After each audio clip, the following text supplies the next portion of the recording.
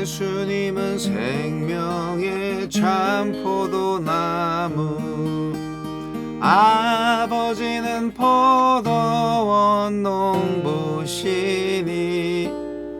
가지들이 열매를 맺지 않으면 아낌없이 찍어서 던지시리라.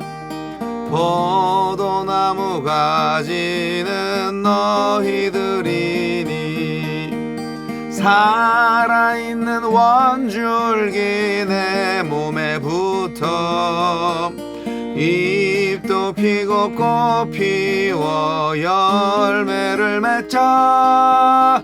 주렁주렁 쏟아만 포도송이를 사랑하는 가지 안에 있어. 무엇이나 원하면 이루어지리니 씩씩하게 자라고 높이 뻗어서 하늘나라 열매를 많이 맺어라.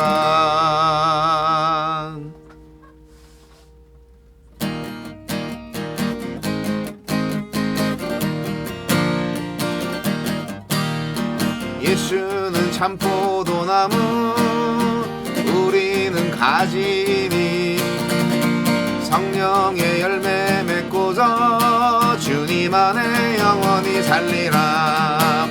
주 안에 살리라. 주 안에 살리라. 사랑 기쁨 건강과 평화 영원한 행복과 능력과 승리와 모든 것 더하여 주시네.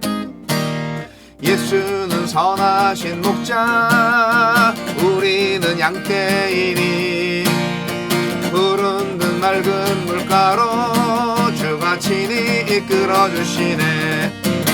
주 안에 살리라. 주 안에 살리라. 주는 나의 목자 되시니 일용할 양식과 평안의 모든 것 나에게 넘치게 해주시네.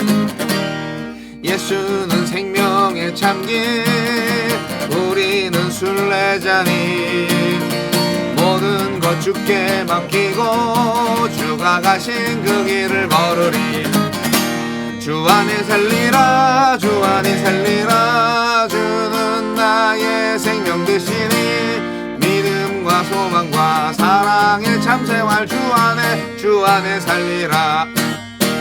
주 안에 살리라. 주 안에 살리라.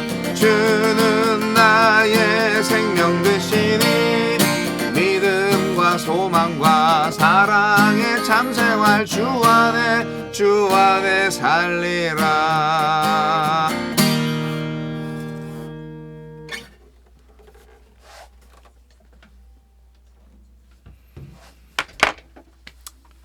4월 4일 월요일 요한복음 15장 1절로 17절 말씀.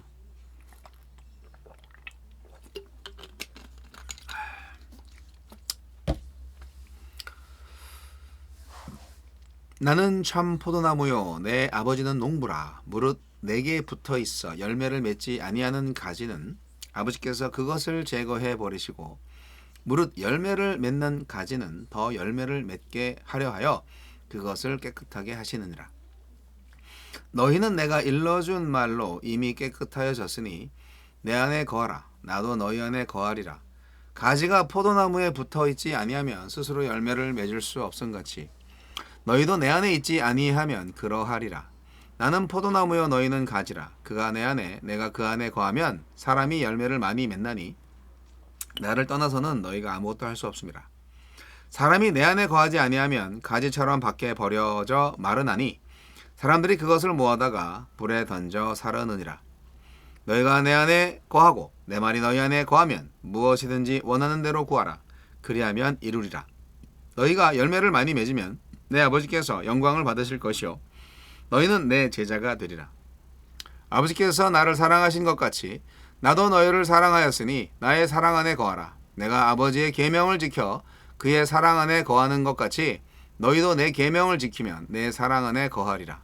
내가 이것을 너희에게 이름은 내 기쁨이 너희 안에 있어 너희 기쁨을 충만하게 하려 함이라. 내 계명은 곧 내가 너희를 사랑한 것 같이 너희도 서로 사랑하라 하는 이것이니라. 사람이 친구를 위하여 자기 목숨을 버리면 이보다 더 큰 사랑이 없나니 너희는 내가 명하는 대로 행하면 곧 나의 친구라.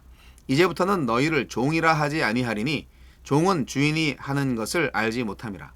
너희를 친구라 하였노니 내가 내 아버지께 들은 것을 다 너희에게 알게 하였음이라. 너희가 나를 택한 것이 아니요 내가 너희를 택하여 세웠나니 이는 너희로 가서 열매를 맺게 하고 또 너희 열매가 항상 있게 하여 내 이름으로 아버지께 무엇을 구하든지 다 받게 하려 함이라. 내가 이것을 너희에게 명함은 너희로 서로 사랑하게 하려 함이라. 아멘. 내 안에 거하라. 참 포도나무이신 예수님 안에 거하는 사람은 열매를 많이 맺고 하느님께 영광을 돌릴 것입니다. 예수님의 계명에 순종하여 서로 사랑하는 것이 예수님 안에 거하는 길입니다. 하나님은 어떤 분입니까? 포도나무로 상징되는 이스라엘 백성이 스스로 좋은 열매를 맺지 못했기에 예수님은 참 포도나무가 되셔서 그들을 가지로 삼으셨습니다. 가지가 되어 자기 안에 거하는 사람에게 참 지식과 참 생명을 공급하셔서 그로 하여금 사랑과 순종의 열매를 맺게 하십니다. 하나님은 예수님께 속해 있으면서도 열매를 맺지 않는 사람을 심판하시지만 열매를 맺는 사람은 열매를 더 많이 맺을 수 있도록 손질해 주십니다. 손질의 과정이 아프고 불편할 수 있지만 그 과정을 통해 속이 꽉 찬 열매를 풍성히 맺게 될 것입니다. 우리에게 주시는 교훈은 무엇입니까? 참 포도나무이신 예수님은 우리를 자신의 깨끗한 가지로 삼아 주셨지만 열매를 맺기 위해선 우리가 예수님 안에 거해야 합니다. 예수님 안에 거하는 것은 예수님과 사랑의 사귐을 나누는 것이며 예수님의 진리와 생명을 수용하는 것을 의미합니다. 거함은 선물이지만 거함의 유익을 누리며 열매를 맺는 데는 우리의 의지가 필요하고 노력이 필요합니다. 예수님 안에 거하는 사람은 예수님의 말씀을 따라서 기도합니다. 그 기도의 결과로 하느님이 기뻐하시는 열매를 많이 맺게 되고 이를 통해 하느님이 영광을 받으시며 우리가 예수님의 참 제자임이 입증될 것입니다. 예수님의 말씀이 나의 삶이 되기를 소원하며 기도합시다. 예수님의 사랑 안에 거하려면 예수님의 계명을 지켜 순종해야 합니다. 계명을 지키며 예수님의 사랑 안에 거하면 기쁨이 충만할 것입니다. 그 기쁨은 예수님이 하느님 안에서 누리시던 기쁨과 다르지 않습니다. 그리스도인이 기쁨을 누리는 방법은 순종입니다. 예수님이 주신 계명은 예수님이 우리를 사랑하신 것처럼 우리도 서로 사랑하는 것입니다. 예수님은 모든 진리를 가르쳐 주시며 우리를 종이 아닌 친구로 대하셨고 우리를 살리기 위해 자기 목숨도 버리셨습니다. 그리고 이렇게 서로 사랑하는 열매를 맺으라 하시며 모든 지원을 약속하셨습니다. 사랑은 최고의 계명이며 최고의 순종입니다. 주여 예수님 안에 힘써 거하며 사랑과 순종의 열매로 하느님께 영광 돌리게 하소서. 내 안에 거하라. 네, 오늘 말씀은 제가 성경에서 가장 좋아하는 말씀 중에 하나입니다.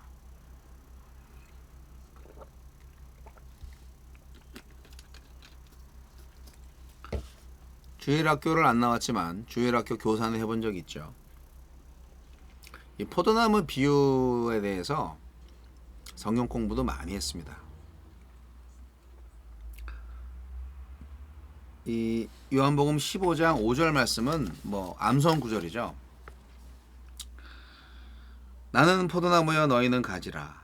그가 내 안에 내가 그 안에 거하면 사람이 열매를 많이 맺나니 나를 떠나서는 너희가 아무것도 할 수 없습니다. 이 말씀은 열매 맺는 그리스도인의 생활 이런 주제별 성경 공부를 할 때 암송했던 구절이기도 합니다. 굉장히 중요한 개념인데 핵심적인 내용입니다. 근데 이 핵심적인 내용대로 기독교인이 살지 못하고 있는 것 또한 안타까운 현실입니다. 예수님의 복음 말씀을 곧이곧대로 믿고 순종했다면 오늘날 참 칭찬받는 교회들이 많았을 텐데 이상하게 교회마다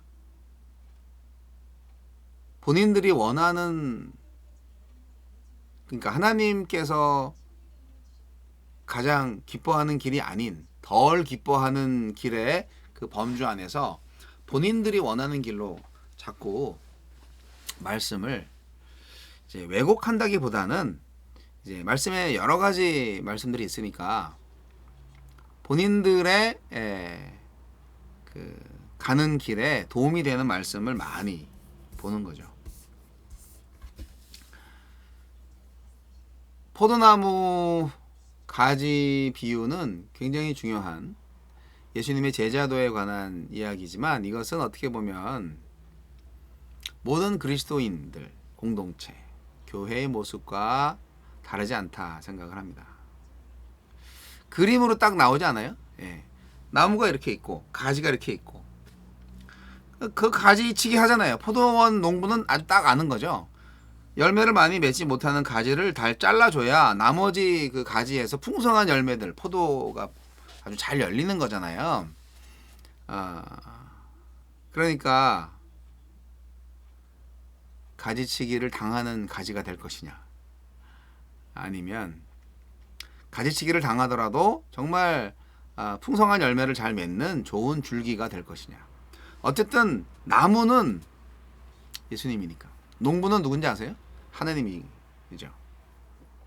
이 참 포도나무 비유는요, 구약 성경에도 나와요. 이스라엘과 성도들을 가리킬 때 이제 포도나무를 종종 비유로 말을 합니다. 이 포도나무와 관련된 구약 성경의 내용을 보면요, 이런 내용이에요. 하나님께서 극상품의 포도나무를 애굽에서 가나안 땅으로 옮겨 심으셨는데 그 포도나무가 악한 가지를 내고 들포도를 맺게 되었어요. 그래서 이게 왜지? 네, 여기서 포도나무는 이스라엘 백성을 뜻하고요. 들포도를 맺었다는 것은 하나님께 대한 불순종을 가리키고 있는 거예요. 그래서 어떻게 됐어요? 네, 이 포도나무를 땔감으로 사용하셨다는 게 구약 성경의 비유 내용입니다. 하나님께서 그와 같은 이스라엘을 징계하셨다는 의미죠. 아니, 극상품의 포도나무를 가져왔는데 왜 열매를 들포도를 내냐고. 필요 없어. 무섭죠? 이렇게 볼 때 구약시대 이스라엘 백성들은요, 그야말로 불순종과 실패의 역사의 연속이었다라고 볼 수 있어요. 하지만 하나님의 구원의 역사가 뭐 전적으로 인간에게만 책임이 있는 건 아니에요. 하나님께서 구원의 역사를 계속 이루어 주셨죠. 네, 그런 징계를 주시면서도 결국은 구원해 가시는 것이 바로 하나님이시거든요. 하나님은 사실 한결같은 사랑과 은혜로 이스라엘 백성들을 대하셨습니다. 그럼에도 불구하고 이스라엘 백성들은 아주 한결같이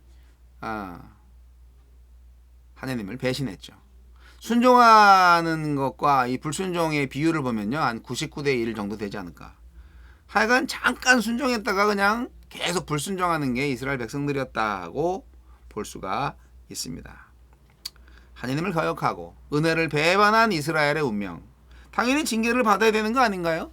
그럼에도 불구하고 하나님은 정말 이스라엘과 인류를 사랑하셔서 마지막에 예수 그리스도를 보내주신 거죠. 그런 의미에서 새 시대를 여는 그러한 역사적인 순간에 예수님이 내가 참 포도나무다 라고 말하는 것은 정말 큰 의미가 있는 겁니다.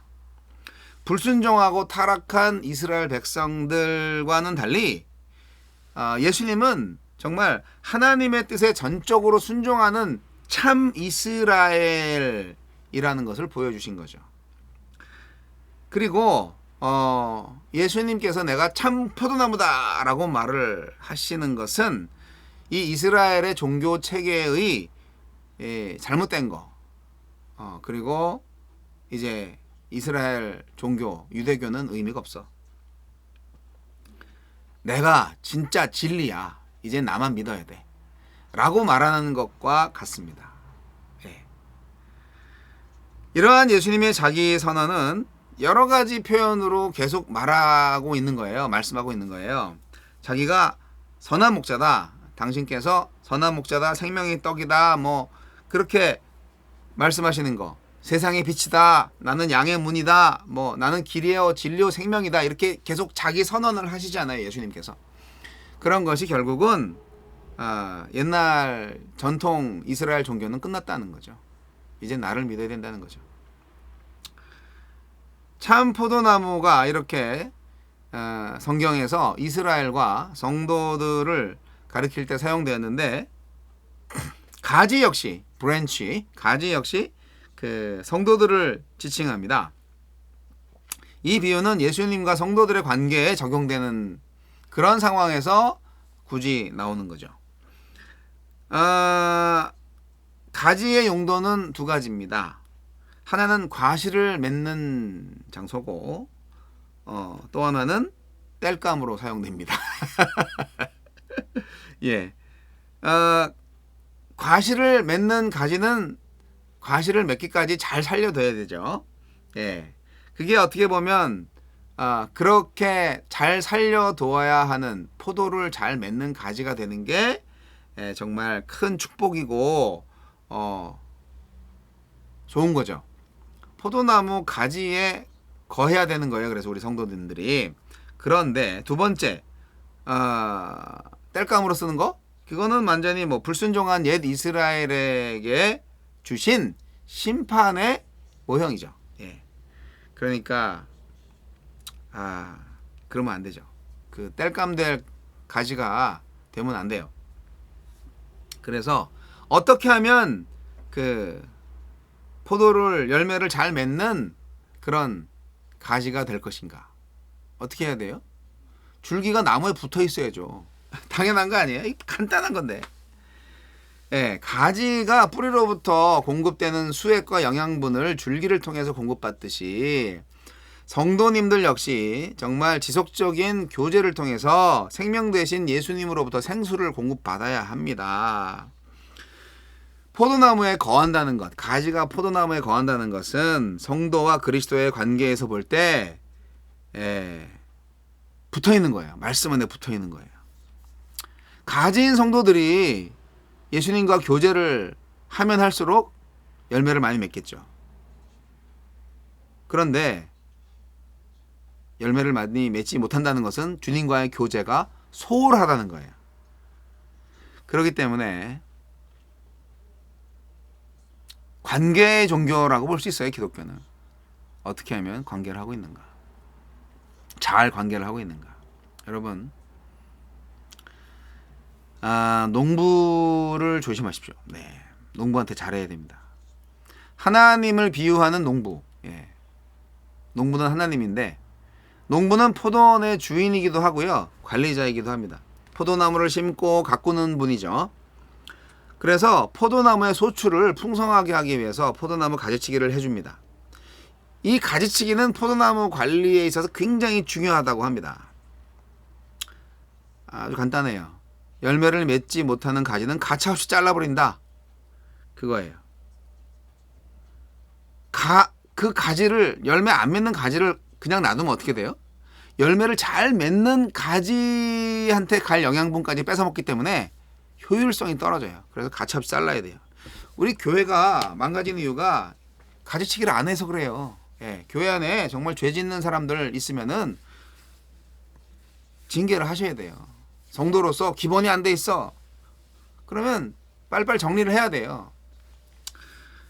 그냥 은혜로. 그게 은혜가 아니라 저주라니까요. 은혜스럽게, 은혜롭게. 그게 저주라니까요. 네. 여러분, 그리고 이제 포도나무의 과일에 대해서도 우리는 비유로 알 수가 있습니다. 과실. 이 성경에서 과실은 종종 성령의 열매를 말할 때 언급되는데요. 뭐 오늘 비유도 마찬가지죠. 포도나무의 열매는 포도죠. 그런데 그 성도들이 마땅히 맺어야 할 영적 열매, 사랑과 희락과 화평과 오래 참음과 자비와 양선과 충성과 온유와 절제, 뭐 이런 성령의 열매, 그런 열매를 맺을 때 이제 우리가 예수님의 제자가 될 수 있다 하는 얘기입니다. 여러분, 포도나무는요, 감람나무, 무화과나무와 함께 팔레스타인 지방의 대표적인 과일수 중에 하나였습니다. 그래서 포도나무를 다량 재배하는 것은 매우 중요한 재산의 원천이 되었어요. 그렇기 때문에 여러분, 우리 다 포도나무의 가지들이에요. 명심하시고 예수님과 교제를 잘 하시기 바랍니다. 이 매일 성경 잘 하셔야 돼요. 이 매일 성경 잘 하시는 분 정말 축복된 분들입니다. 열매를 많이 맺으실 거예요. 네, 멋진 또 한 주간의 시작을 해봅시다.